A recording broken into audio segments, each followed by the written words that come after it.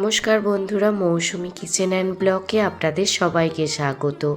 আজ আমি পালং শাকের এক দুর্দান্ত স্বাদের রেসিপি আপনাদের সাথে শেয়ার করব। পালং শাকের এই রেসিপিটি এতটাই টেস্টি হয়, বাড়ির বড় থেকে ছোট সবাই দেখবেন তৃপ্তি সহকারে খেয়ে নেবে। তো চলুন বন্ধুরা, আর দেরি না করে রেসিপিটি দেখে নিন। রেসিপিটি বানানোর জন্য এখানে আমি এক আঁটি পালং শাক নিয়ে নিয়েছি। পালং শাকের এই দুর্দান্ত স্বাদের রেসিপিটি বানানোর জন্য প্রথমে পালং শাকটা খুব ভালোভাবে বেছে নিতে হবে। পালং শাকের গোড়াগুলো এইভাবে বাদ দিয়ে দিতে হবে আর পাতা অংশটা নিয়ে নিতে হবে। তো পালং শাক একইভাবে বেছে নিয়েছি। এবার পালং শাকগুলো দেখুন এই রকম ছোট ছোট করে ঝিরি করে কেটে নেব। যতটা মিহি কুচানো যায় সেই রকমভাবে পালং শাকটা কুচিয়ে নিচ্ছি। সমস্ত পালং শাকটা একইভাবে কুচিয়ে নিচ্ছি।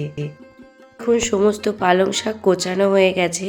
এবার পালং শাকটা 2-3 বার ভালোভাবে জল দিয়ে ধুয়ে নিয়েছি। আর জল দিয়ে ধুয়ে একটি প্লেটে উঠিয়ে নিয়েছি। প্লেটের মধ্যে স্বাদ মতো লবণ মাখিয়ে থেকে 15 মিনিট এইভাবে লবণ মাখিয়ে রেখে দেব। দেখবেন পালং শাক থেকে কতটা পরিমাণ জল বের হয়ে যাচ্ছে।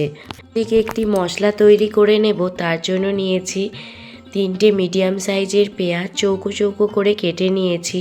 সাথে নিয়ে নিয়েছি 8 থেকে 10টা রসুন কুচি আর 6 থেকে 7টা আদা কুচি আর 2টো কাঁচা লঙ্কা। ঝালটা অবশ্যই আপনারা আপনাদের স্বাদ মতো দেবেন। এখন মশলাটা মিহি করে কিন্তু বাটেনি, একটু কচা কচা আছে, এই রকমভাবে বেটে নিয়েছি।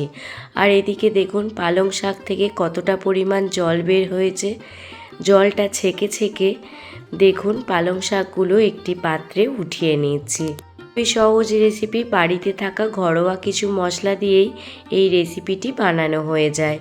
এবার পালং শাকের মধ্যে দিয়ে দিচ্ছি একটি ডিম। কাটি পালং শাকের জন্য একটি ডিম ব্যবহার করেছি। এবার এর মধ্যে যে পেঁয়াজ আদা রসুন বেটে নিয়েছিলাম সেই পেঁয়াজ আদা রসুন বাটা 1 চামচ পরিমাণ দিয়ে দিলাম। সাথে দিয়ে দিচ্ছি 2 চামচ পরিমাণ বেসন, হাফ চামচ পরিমাণ হলুদ গুঁড়ো, হাফ চামচ পরিমাণ কাশ্মীরি লাল লঙ্কার গুঁড়ো আর 1 চামচ পরিমাণ জিরে গুঁড়ো। এবার সমস্ত উপকরণ হাত দিয়ে ভালোভাবে মাখিয়ে নেব। যেহেতু শাকের মধ্যে লবণ মাখিয়ে নিয়েছিলাম সেই জন্য এখানে আর আমি লবণের ব্যবহার করিনি। লবণটা আপনারা একটু চেখে নিয়ে তারপরেই দেবেন। যেহেতু শাকে আগে থেকে লবণ মাখানো ছিল তাই আমি আর এখানে লবণের ব্যবহার করিনি। দিয়ে সমস্ত কিছু ভালোভাবে মাখানো হয়ে গেছে। অন্যদিকে গ্যাসের ওভেন জ্বালিয়ে কড়াই বসিয়ে দিয়েছি আর কড়াইতে দিয়ে দিলাম পরিমাণ মতো সর্ষের তেল।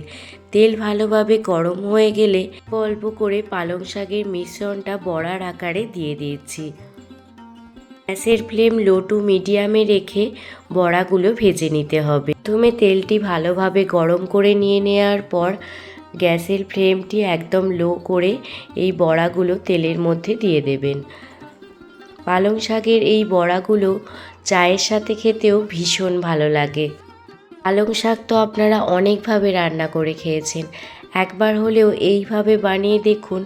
বাড়ির ছোট থেকে বড় সবাই দেখবেন তৃপ্তি সহকারে খেয়ে নিচ্ছে।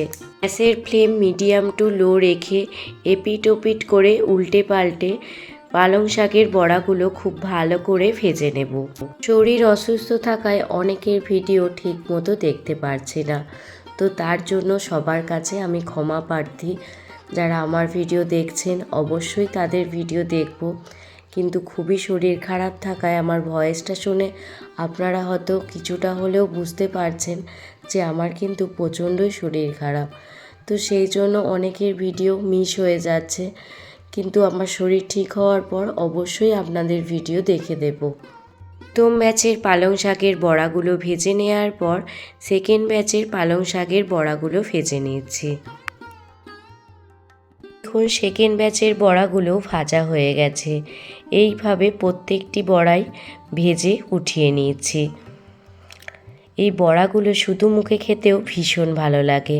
আরও একটি মশলা বানিয়ে নিচ্ছি। মিক্সার গ্রাইন্ডারের পাত্রের মধ্যে দিয়ে দিলাম 2টো মিডিয়াম সাইজের টমেটো, সাথে দিয়ে দিচ্ছি 1.5 চামচ পরিমাণ গোটা ধনে আর 1 মুঠো পরিমাণ ধনিয়া পাতা। এই রান্নাটিতে ধনিয়া পাতা বেটে দিলে সবথেকে বেশি ভালো লাগে খেতে। দেখুন একটি স্মুথ পেস্ট বানিয়ে নিয়েছি। ওদিকে ওই তেলের মধ্যে দিয়ে দিচ্ছি 2টো শুকনো লঙ্কা, একটি তেজপাতা, দারুচিনি, এলাচ। ফোড়নটা ভালোভাবে ভাজা হয়ে গেলে প্রথমে যে পেঁয়াজ, আদা, রসুন আর কাঁচা লঙ্কার পেস্টটি বানিয়েছিলাম সেই পেস্টটি দিয়ে দিলাম। গ্যাসের ফ্লেম লো টু মিডিয়ামে রেখে মশলাটি ভালোভাবে কষিয়ে নেব। কিছুক্ষণ মশলাটি কষানোর পর টমেটো, ধনেপাতা আর ধনে বাটা দিয়ে দিলাম। সমস্ত মশলা ভালোভাবে কষিয়ে নেব যতক্ষণ না পর্যন্ত চারপাশ থেকে তেল ছাড়তে শুরু হয়ে যায়। মশলা কষাতে কষাতে এর মধ্যে দিয়ে দিলাম 1 চামচ পরিমাণ হলুদ গুঁড়ো আর 1 চামচ পরিমাণ কাশ্মীরি লাল লঙ্কার গুঁড়ো আর সামান্য পরিমাণ ধনিয়া পাতাও দিয়ে দিলাম। আপনারা ধনিয়া পাতা স্কিপও করতে পারেন, তবে ধনিয়া পাতা দিলে খেতে ভীষণ ভালো লাগে। দেখুন মশলাটি খুব ভালোভাবে কষিয়ে নিয়েছি। এবার এই মশলার মধ্যে দিয়ে দেব গরম জল। যে কোনো রান্নায় গরম জল ব্যবহার করলে সেই রান্নাটির টেস্ট দ্বিগুণ পরিমাণে বেড়ে যায়। আপনারা কীরকম গ্রেভি রাখতে চান সেই পরিমাণে জলটা দিয়ে দেবেন। এবার গ্রেভির মধ্যে দিয়ে দিলাম স্বাদ মতো লবণ আর সামান্য পরিমাণ চিনি স্বাদ ব্যালেন্সের জন্য। গ্রেভি ফুটতে শুরু হয়ে গেছে। এবার একে একে পালং শাকের বড়াগুলো গ্রেভির মধ্যে দিয়ে দিচ্ছি। পালং শাকের বড়াগুলো গ্রেভির মধ্যে দিয়ে দেওয়ার পর 5 মিনিট মতো ভালো করে ফুটিয়ে নেব, যাতে পালং শাকের পকোড়া বা বড়ার মধ্যে এই গ্রেভির মশলাটি ভালোভাবে ঢুকে যায়। পালং শাকের এই রেসিপিটি লুচি, রুটি, পরোটা কিংবা গরম গরম ভাতের সাথে খেতেও খুবই ভালো লাগে। নামানোর আগে 1 চামচ গোটা গরম মশলার গুঁড়ো দিয়ে দিলাম। রান্নাটি একদমই রেডি হয়ে গেছে। তো আজকে আপনাদের এই পালং শাকের রেসিপিটি কেমন লাগলো অবশ্যই কমেন্ট করে জানাবেন। যদি ভালো লেগে থাকে প্লিজ একটি লাইক, কমেন্ট, শেয়ার এবং সাবস্ক্রাইব করে আমার পাশে থাকবেন। পুরনো বন্ধু, নতুন বন্ধু সবাইকেই জানাই অনেক অনেক ভালোবাসা এতটা ভালোবেসে পাশে থাকার জন্য। সবাই ভালো থাকবেন, সুস্থ থাকবেন, সাবধানে থাকবেন। আবারও কোনোদিন অন্য কোনো রেসিপি ভিডিও নিয়ে আপনাদের সামনে হাজির হব। ওগুলো গ্রেভিতে দেওয়ার পর কতটা নরম হয়েছে দেখুন, মুখে দেয়া মাত্রই মিলিয়ে যাবে।